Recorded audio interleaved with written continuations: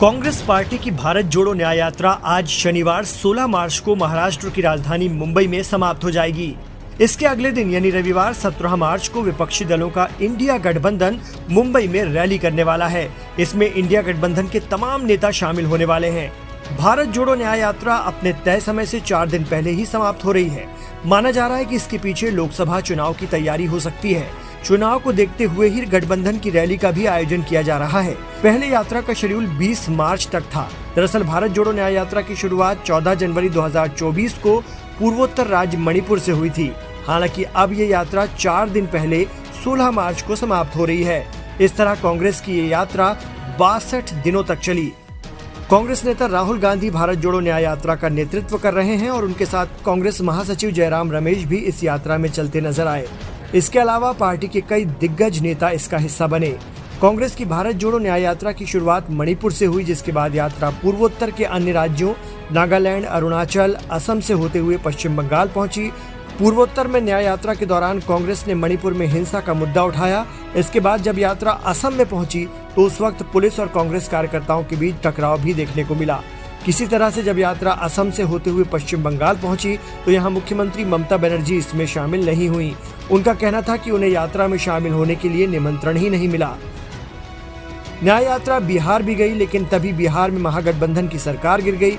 Nitish Kumar JDU के साथ फिर से एनडीए में शामिल हो गए। बिहार में यात्रा के दौरान तेजस्वी यादव इसका हिस्सा बने।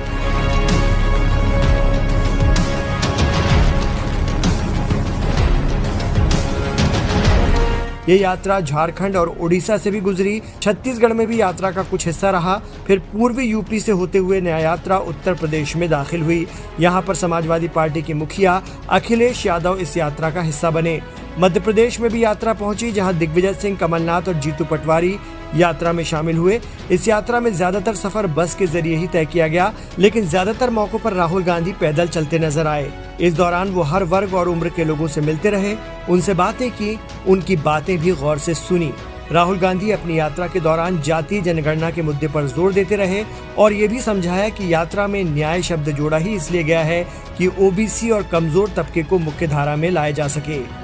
अब देखना दिलचस्प होगा कि कांग्रेस नेता राहुल गांधी और उनकी पार्टी की इस पूरी कवायद का कितना फायदा लोकसभा चुनाव में कांग्रेस को मिलता है और इंडिया अलायंस क्या 400 सीटों का दावा कर रही बीजेपी और पीएम मोदी को जोरदार टक्कर दे पाता है।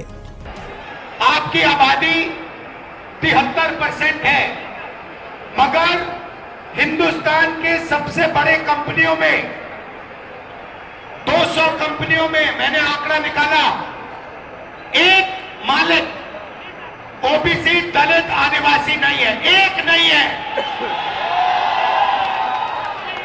मैनेजमेंट टीम में एक आपका आदमी नहीं है। हिंदुस्तान की सरकार के 90 सबसे बड़े आईएएस अफसर की मैंने लिस्ट निकाली, उसमें 3 लोग आपके हैं, 3 दलित है, 1 आदिवासी है। आपकी आबादी 73% और आपकी वहां पे भागीदारी 5%। मीडिया में आपका एक आदमी नहीं है।